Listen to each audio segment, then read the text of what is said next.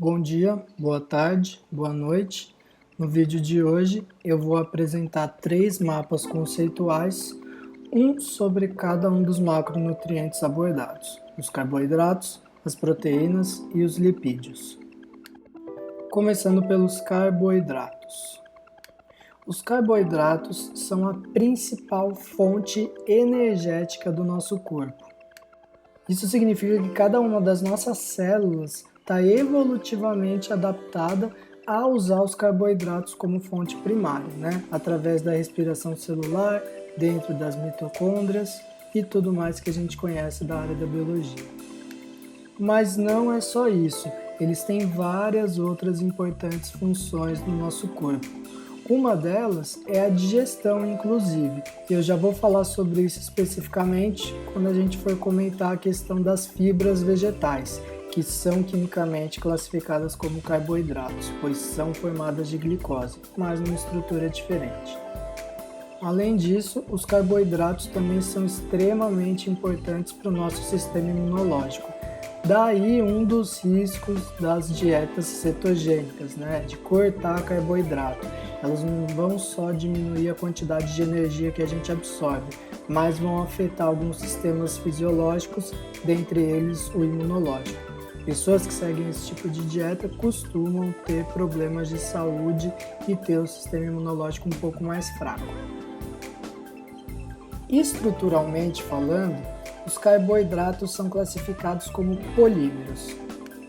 Um polímero é um tipo de molécula gigantesca muito comum em compostos orgânicos. É uma unidade chamada de monômero que é repetida milhares e até milhões de vezes para formar essa macromolécula. Quando a gente pensa nos diversos materiais orgânicos, por exemplo, os tecidos, músculo, pele, cabelo, pelos, ou mesmo quando a gente pensa em materiais de origem orgânica, como plásticos, madeira, borracha, tudo isso é formado por polímeros. A unidade básica de repetição que forma os carboidratos é o monossacarídeo, ou é o que a gente conhece no senso comum como sendo os açúcares. 2 exemplos de monossacarídeos que podem ser citados são a frutose e a glicose. Esses 2 compostos são muito parecidos, inclusive têm a mesma fórmula molecular, C6H12O6. Ao ver a fórmula estrutural deles, a gente percebe que eles vão ter 6 carbonos, que estão suprimidos. Temos hidroxilas, esse grupo OH, ligados aos átomos de carbono, e também temos um grupo chamado carbonila, um oxigênio formando ligação dupla com o carbono. Além disso, assim como o carbono está suprimido, os outros átomos de hidrogênio que completam as ligações de cada carbono, ou seja, 4 ligações, também estão suprimidos. A gente nota que tem uma pequena diferença entre a glicose e a frutose. O grupo C-O na glicose está num carbono primário, ou seja, um carbono que só se liga a mais um carbono, ponta de cadeia. Já na frutose, o C-O está num carbono secundário, ou seja, um carbono que se liga a outros 2 átomos de carbono. A ligação entre esses diversos monossacarídeos vai formar os polímeros, que podem ser grandes ou pequenos. Os polímeros pequenos de carboidratos são chamados de oligosacarídeos, que são correntes curtas. Como um exemplo de oligosacarídeo, a gente tem os disacarídeos, que são formados apenas por 2 monossacarídeos. O caso mais comum e mais conhecido por nós é a sacarose. A sacarose é a junção justamente da frutose e da glicose. Essa é a fórmula estrutural da sacarose. A primeira diferença em relação à fórmula estrutural do lado é que os monossacarídeos se fecham numa cadeia cíclica quando estão em contato com a água. Além disso, a ligação entre cada sacarídeo ocorre através de uma reação envolvendo os grupos hidroxila, OH. Uma das moléculas vai doar uma hidroxila, OH, e a outra vai doar apenas o hidrogênio de uma hidroxila. Um hidrogênio com o grupo OH vai formar uma molécula de água. Os espaços vazios que vão ser liberados, então, vão ser justamente o ponto de ligação entre esses dois monossacarídeos. O oxigênio vai formar, então, um heteroátomo entre a cadeia carbônica. Outro exemplo de disacarídeo é a lactose, que é formado pela glicose e pelo monossacarídeo galactose. Já os polissacarídeos são correntes longas, com às vezes centenas e até milhares de monossacarídeos. Existem 3 exemplos bem importantes de polissacarídeos, todos formados pela mesma glicose e vão ter diferenças apenas na sua estrutura. Uma dessas formas é o amido, a outra é o glicogênio e uma terceira forma é a fibra vegetal. O amido é a reserva de carboidratos presente nas plantas. Então a gente consegue pensar que vários alimentos como o arroz, a farinha, o milho, a batata, todos eles terão amido na sua composição. Já o glicogênio é a forma como os animais reservam carboidratos. No nosso caso, a gente reserva glicogênio tanto no nosso fígado quanto nos nossos músculos. Entre o amido e o glicogênio tem uma diferença estrutural da quantidade de ramificações desses polímeros. Já a fibra vegetal, por sua vez, apesar de também ser formada por glicose, tem um tipo de ligação diferente entre cada monômero. Eu não vou entrar em detalhes técnicos sobre essa diferença, mas o efeito que isso causa é que nós, animais, somos incapazes tanto de produzir esse polímero como de conseguir digerir esse polímero. Apenas micro-organismos, bactérias, são capazes de fazer a digestão da fibra vegetal. É assim que funciona, por exemplo, no caso dos ruminantes. Eles têm uma flora intestinal que digere a fibra vegetal para eles, porque eles também não são capazes de produzir enzimas para essa digestão.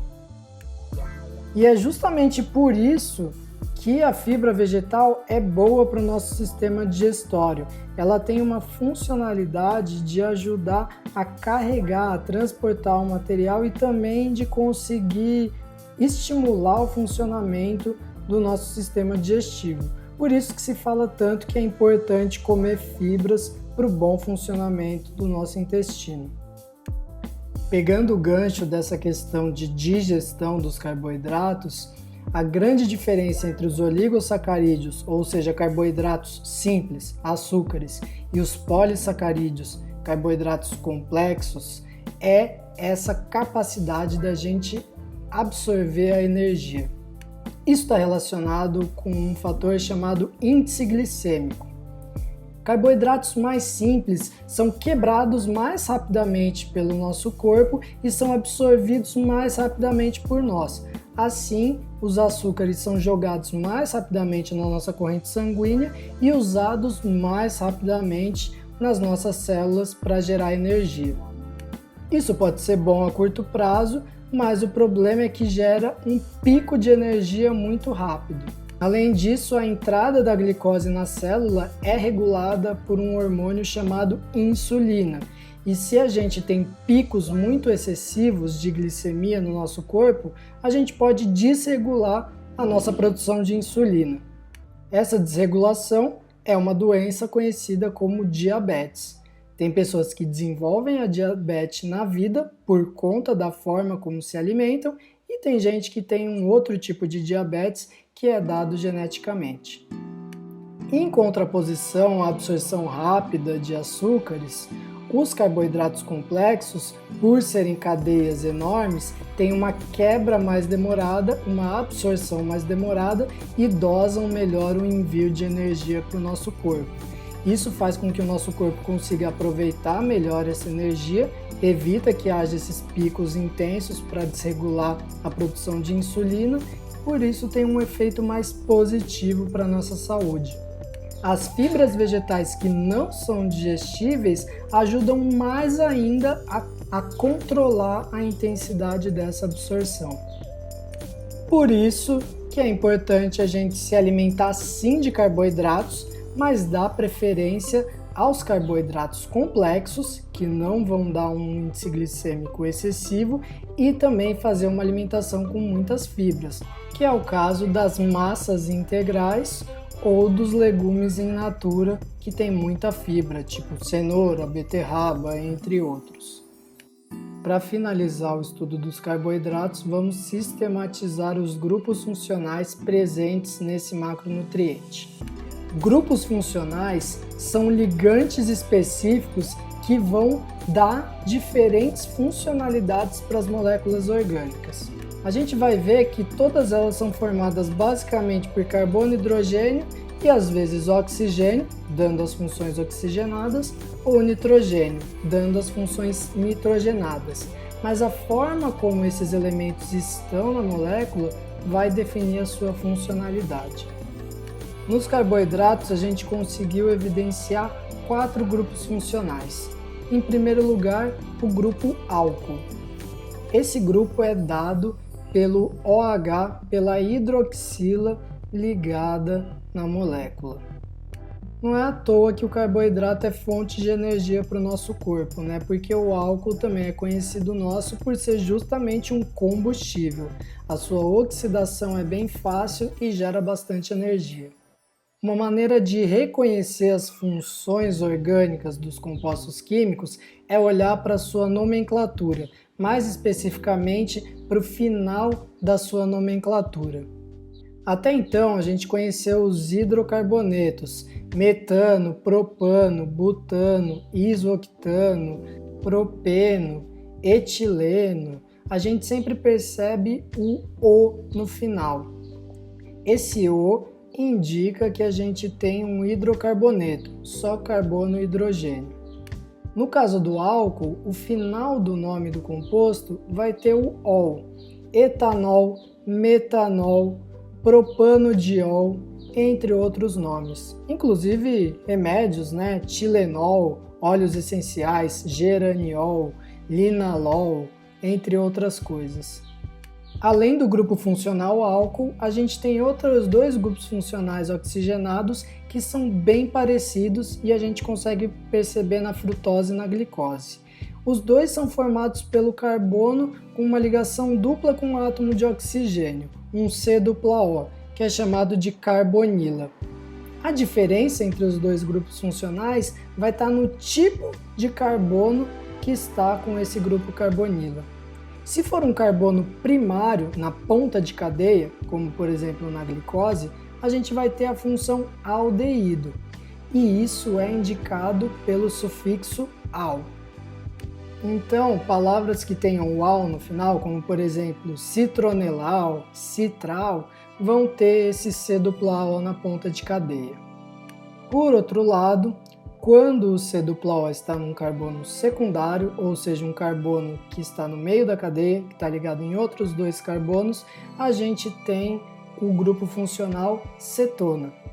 Novamente, isso vai estar indicado no nome. O composto acetona, que tem nome oficial propanona, é justamente um composto de 3 carbonos, com uma carbonila secundária, ou seja, o C-O no carbono do meio, que é usada para tirar esmalte, entre outras coisas. Então, outros nomes, como por exemplo a testosterona, a progesterona, a dipirona, elas terão esse C-O secundário em algum lugar da estrutura do composto químico. Por último, temos um grupo funcional que é o elo entre os monômeros do carboidrato.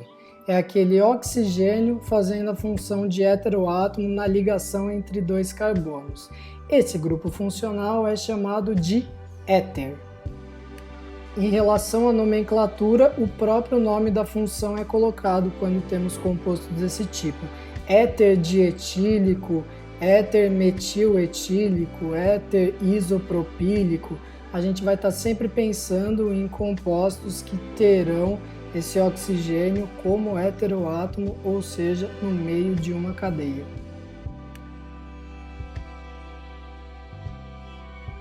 Agora a gente vai tratar das proteínas. O nome proteína vem de prótos, porque essa biomolécula é realmente a molécula precursora da vida. Como a gente viu em uma das atividades não presenciais lá no começo, o conceito de vida é um pouco complexo. Existem várias concepções de vida, existem várias formas filosóficas, míticas de entender a vida. Uma das concepções científicas de vida é a capacidade de realizar metabolismo, ou seja, é a capacidade que uma molécula tem de realizar transformações, entre aspas, intencionais no ambiente que ela está inserida. Por isso que a proteína é a molécula precursora da vida, porque ela tem essa capacidade de atuar sobre o meio. E é por isso que, em relação à função, as proteínas terão as funções mais variadas no nosso corpo. Praticamente tudo que o nosso corpo faz e é capaz de fazer, toda a diversidade de estruturas e compostos que a gente tem no nosso corpo, em tudo isso tem proteína no meio do negócio. Uma das funções metabólicas da proteína é de realizar transporte, é de transportar substâncias de um lugar para o outro. Como exemplo, a gente tem a hemoglobina, que transporta oxigênio e gás carbônico dentro do nosso sistema respiratório. Outra função da proteína é a função de estrutura, e aí é o que a gente costuma relacionar bastante a esse macronutriente, né? Essa estrutura pode ser muscular, pode ser uma estrutura de cartilagem ou pode até ser a estrutura a nível celular mesmo. A membrana celular, ela é formada de proteínas, dentre outras biomoléculas. Outra função que tem tudo a ver com o metabolismo é a função enzimática. Todas as ações que são realizadas pelo nosso corpo, tanto de destruição de moléculas quanto de produção de moléculas, tudo isso são metabolizados, ou melhor, catabolizados por enzimas. Então são as enzimas que fazem os processos acontecerem no nosso corpo. E praticamente todas as enzimas são proteínas. Novamente, relacionado a essa função de produção ou destruição, essas enzimas podem funcionar inclusive dentro do nosso sistema imunológico. São elas que vão combater os corpos nocivos que estão tentando nos atacar, sejam eles vírus, sejam eles fungos, sejam eles bactérias, sejam eles outros compostos até inorgânicos mais tóxicos para nós. Assim como os carboidratos, as proteínas também são polímeros. E novamente também são polímeros que podem ter centenas ou até milhares de monômeros. No caso da proteína, o monômero que forma esse polímero é o aminoácido. O aminoácido tem esse nome porque ele tem dois grupos funcionais principais na sua estrutura. De um lado, o grupo amina, que é um derivado da amônia, NH3, e de outro lado, o grupo ácido carboxílico, que é esse grupo funcional C-O e OH juntos no mesmo carbono. A forma de polimerização nos aminoácidos tem a ver com a reação entre esses dois grupos funcionais que fazem parte do aminoácido. De um lado, o ácido carboxílico, que é ácido, do outro lado, a amina, que é derivado de amônia, que é básica. Reações entre ácido e base vão formar água. Então, nesse caso, o H da amina vai se juntar ao OH do ácido carboxílico, liberar uma água, e as valências que foram liberadas pela saída desses ligantes vão formar uma ligação entre si. Essa ligação entre um e outro aminoácido é chamada de ligação peptídica. Por isso, às vezes, eles são chamados também de polipeptídeos. Em relação ao aminoácido e ao peptídeo, a gente consegue evidenciar 3 novas funções orgânicas. Uma delas é o grupo funcional amina, que, como já dito, é derivado da amônia. A amônia é o NH3 e aí um desses hidrogênios vai ser retirado e o NH2 entrará na cadeia carbônica. É possível que a gente tenha também aminas secundárias, em que 2 hidrogênios são retirados e são colocados 2 cadeias carbônicas, ou até uma amina terciária, em que o nitrogênio perde os 3 hidrogênios e vai se ligar a 3 cadeias carbônicas. O sufixo amina vai aparecer no nome desses compostos, por exemplo, anfetamina, metanfetamina, dopamina, ketamina, entre outros. No caso do ácido carboxílico, como já dito anteriormente, é esse carbono ligado ao mesmo tempo a um dupla-O e a um OH. Todo esse grupão é chamado de carboxila. Os compostos que têm esse grupo funcional vão carregar o nome ácido. Por exemplo, ácido acetil salicílico, ácido ascórbico, ácido acético.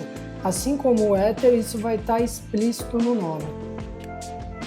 Por fim, temos o grupo amida, que é justamente o grupo da ligação peptídica.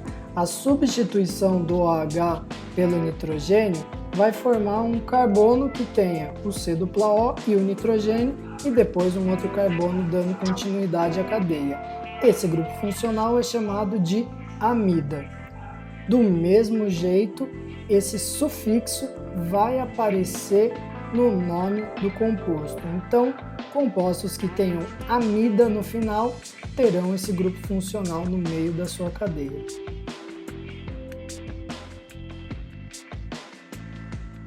Por fim, vamos tratar dos lipídios.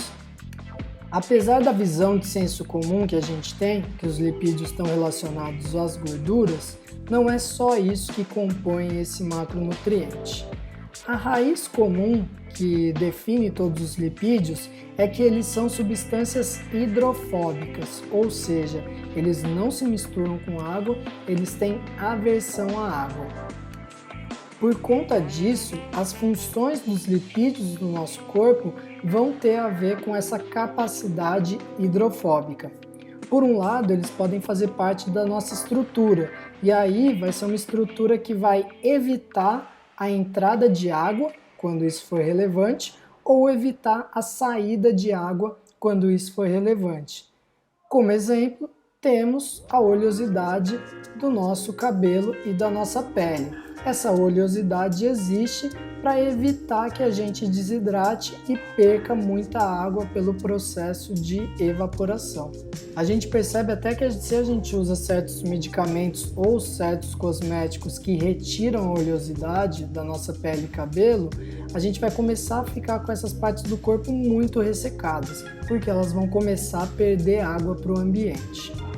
Internamente, os lipídios também têm essa função. A nossa membrana celular também possui lipídios para evitar a entrada e saída de água, que possa desregular a concentração de sais em cada parte do corpo, e a gente também tem várias partes que são revestidas e protegidas por lipídios, como por exemplo o nosso sistema nervoso, nossos neurônios e etc.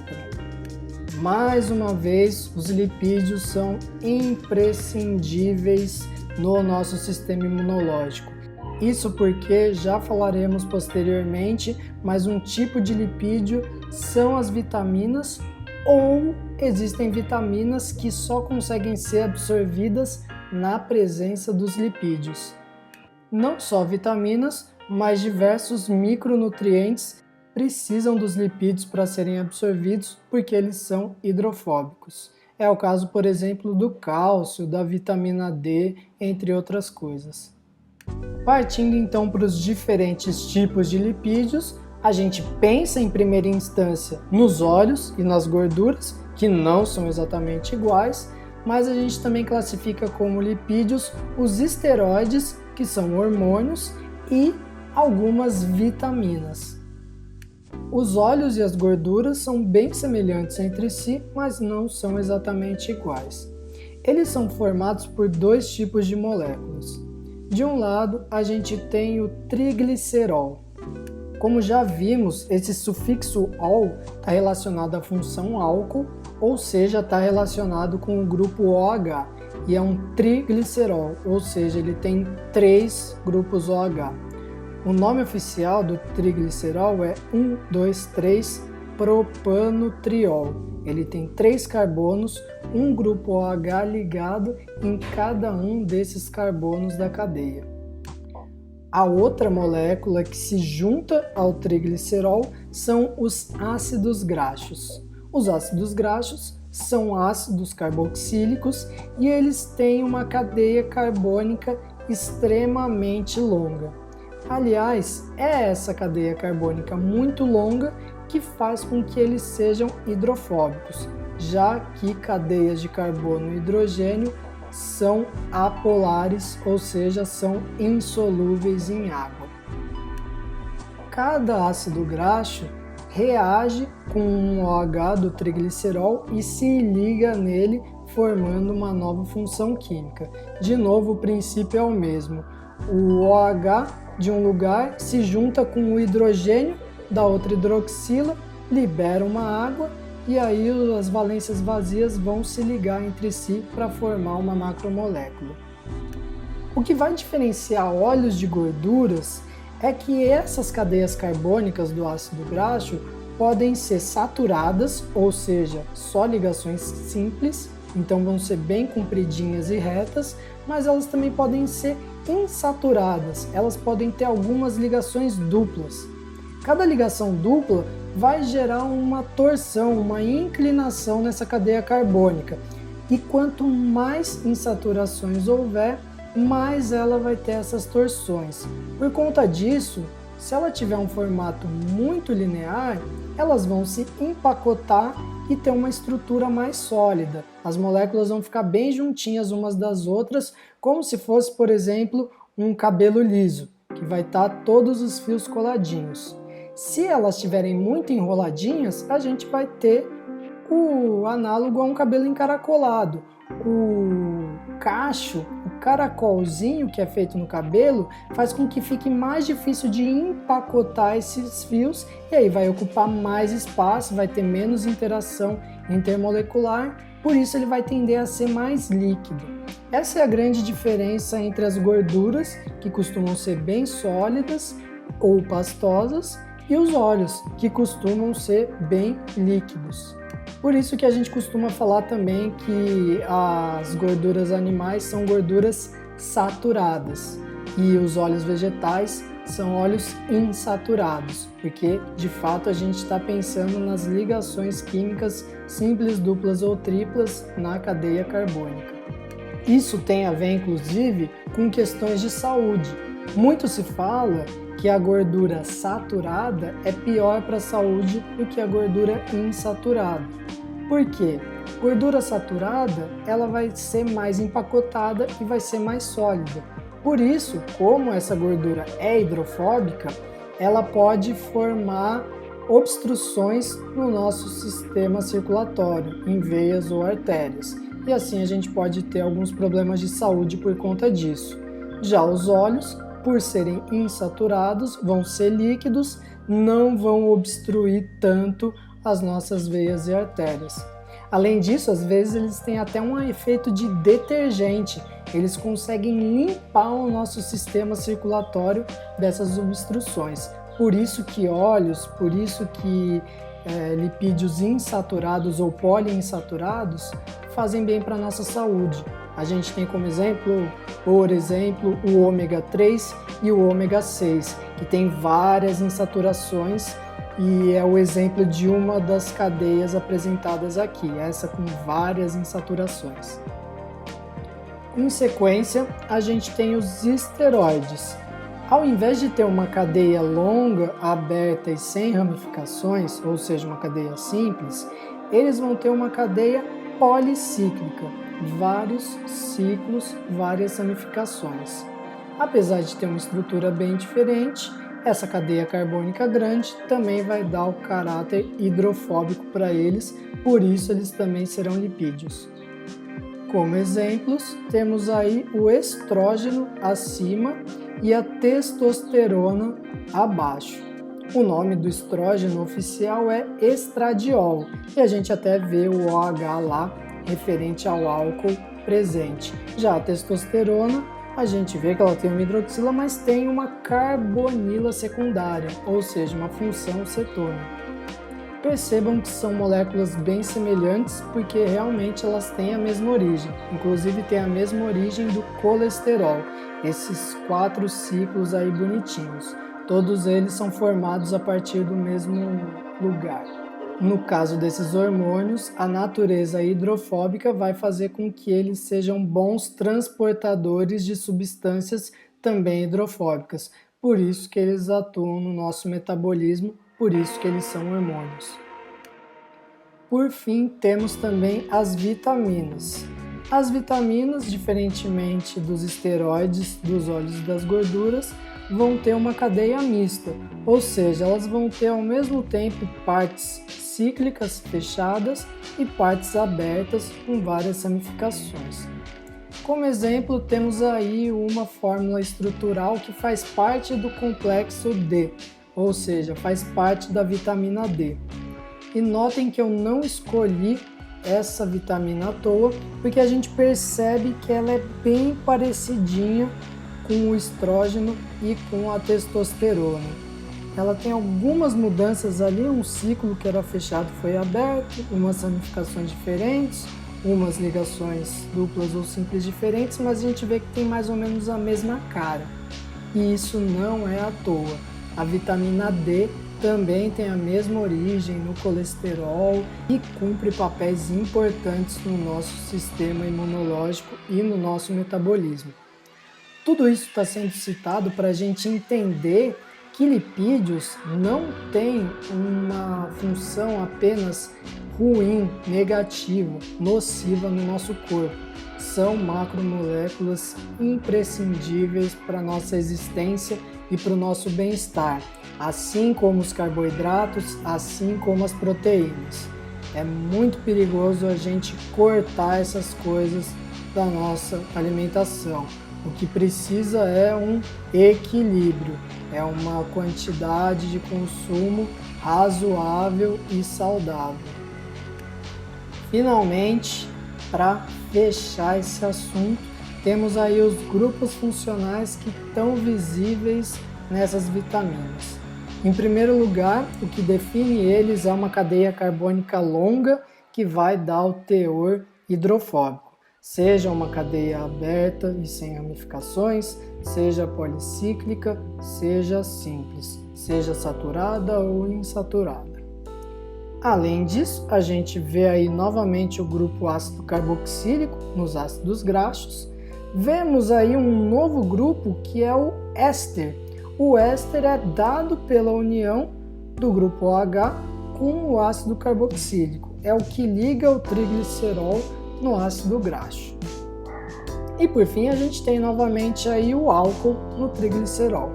Claro que como é um grupo muito diverso, em vários momentos a gente vai ter outro álcool, a gente vai ter função cetona, função aldeído, funções amina e amida.